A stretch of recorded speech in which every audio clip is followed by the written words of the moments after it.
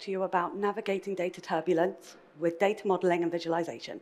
In a moment, there's going to be a QR code on the screen. If you can all use it to give some feedback, and I will also display it at the end of the talk and remind you again. Okay. So let's start with a bit about me. I'm Karina. I'm a senior data engineer here at Adatas, part of Telefonica Tech. I've been working within the IT sector for over 10 years now, involved in everything from outsourcing, networking, Power BI, MDM, management information to the cloud Azure stack. So my talk today is to delve into a captivating tale that not only mesmerized audiences worldwide, but also offers profound insights into the realms of data modeling and visualization. Our subject of discussion, the awe-inspiring movie Sully, which chronicles the remarkable events surrounding the miracle on the Hudson. For those of you who do not know the story or haven't seen the movie, it is a true story about Captain Sully, who whilst flying, unfortunately lost both of his engines due to bird strikes and had to land the plane on the Hudson River. The miracle is that this was the only time in history that this landing had ever been completed successfully, and all passengers and crew survived. There was an inquiry into the actions of the pilot and co-pilot and whether they made the correct decision to land on the Hudson, given it was a risky choice. And that's where a lot of this talk will focus on. The investigation led to recommendations for safety improvements, implementation of technologies, and improved pilot training. As we delve into this narrative, we'll uncover valuable lessons applicable to the complex world of data analytics. As the story portrays, there were initial doubts and assumptions which were cast upon Sully's actions by the aviation authorities in the aftermath of the miracle on the Hudson. They used technologies to look at different possibilities and outcomes. They used virtual reality with pilots to simulate what had happened on the day and show the results of the simulations during the inquest on whether they would have been able to turn back to the airport or whether they could have diverted to another airport. All the simulations showed that this would have been possible, and so they questioned Sully on why he would not have done either of these given the huge risk of landing on the Hudson. So during the inquest, Sully argued that there was no human intervention in the simulations, and there is a discussion which goes a bit like this. So Sully says, "We've heard all about the computer simulations, and now we're watching actual sims.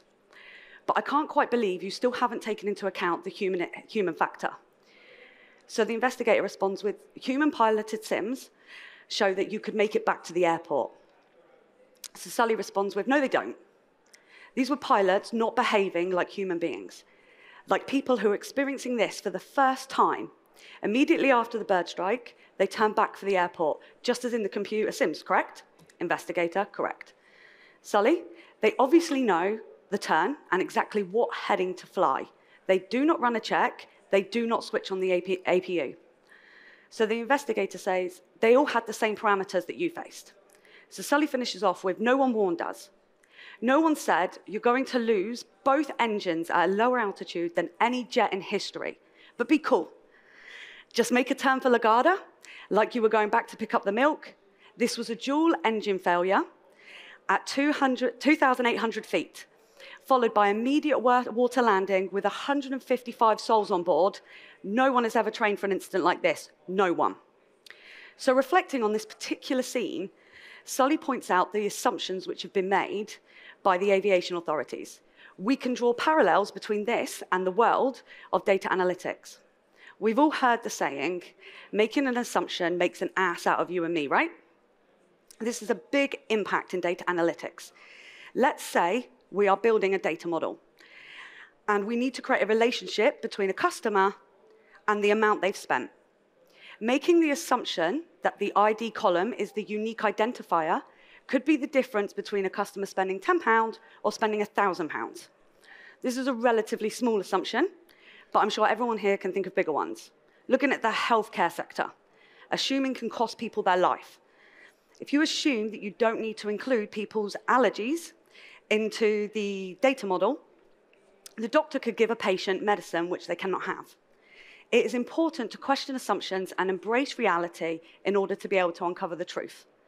I mean, everyone can sit here and think about times that you've been in a meeting and someone's questioned and an assumption hasn't been made due to the question. When we're data modeling, we should build a foundation, exploring, understanding, and analyzing complex data sets. Going back to Sully's story and looking at the data before the flight. Sully was a former fighter pilot who had been an airline pilot since leaving the Air Force in 1980. At the time of the incident, he had logged over nearly 20,000 total flight hours, and nearly 5,000 of those were on the exact plane he was flying. He was also a glider pilot and an expert on aviation safety. I mean, I personally would be more than happy with him being my pilot. So if we take this information into account and adding it to the foundation of the data model, do you guys think that the investigation would have started off in the same way? When data modeling, we should be including the correct, accurate, and useful information, which is why we need to explore, understand, and analyze the data beforehand. Without doing these, this is where assumptions are made. Not only should we be including the information we need into the data model, but we also need to ensure we are developing robust data models that account for all variables and potential risks.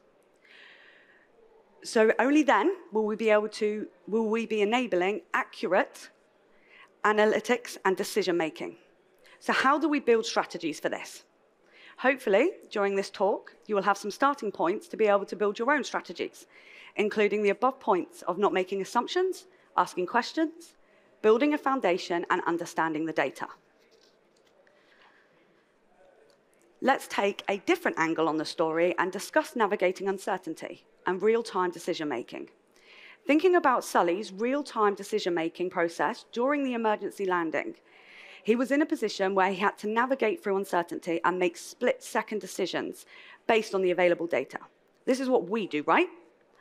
Maybe not split-second decision all the time, but we data model to produce visualizations from the data to be able to make decisions based on the data at hand.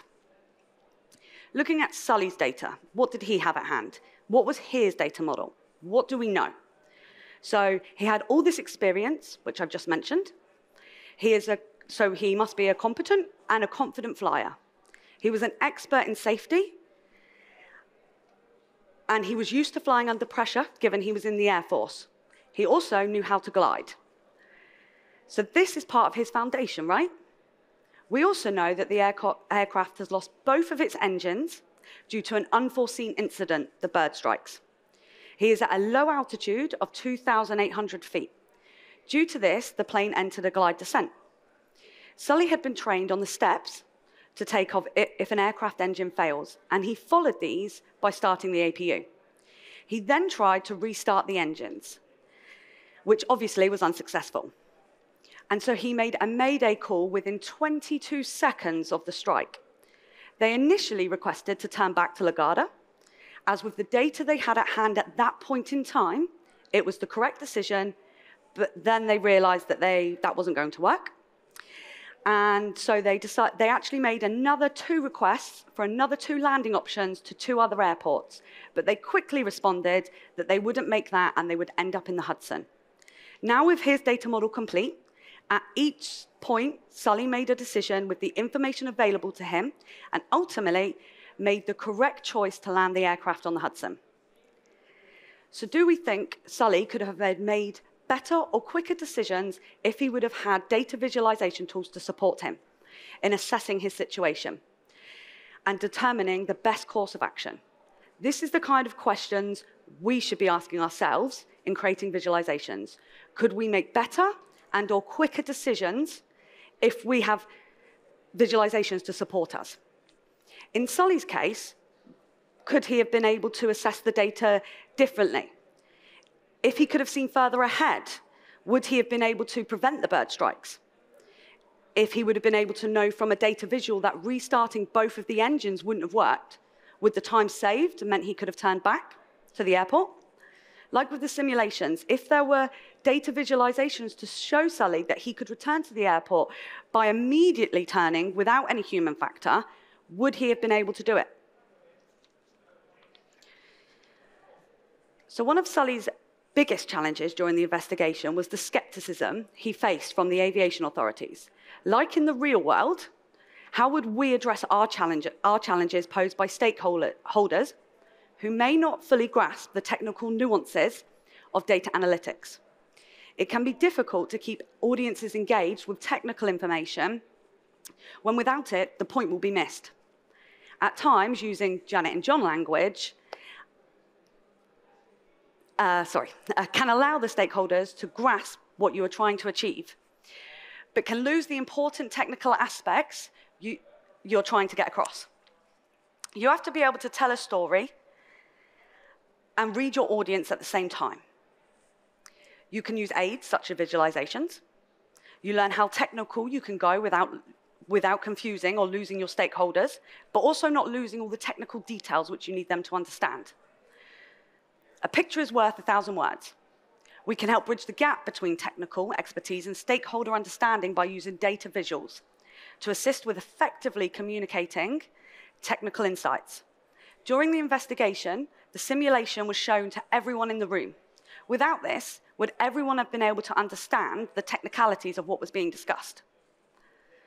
There is a pivotal part of the investigation I took away from the movie. They didn't have the right people in the room. They didn't speak to Sully or his co-pilot before building the simulations or before the investigation, causing them to miss out on important information, which meant the simulations were not a true reflection of what the outcome could have been.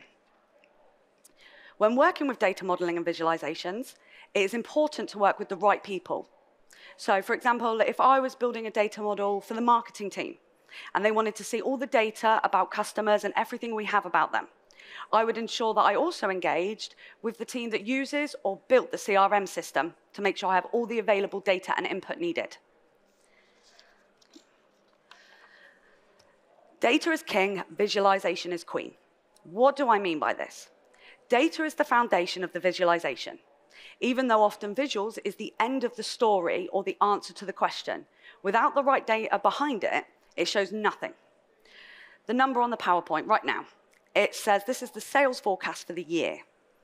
If I haven't put all the correct data behind it, then I might as well use it as a number generator to produce it. In fact, that's what I did.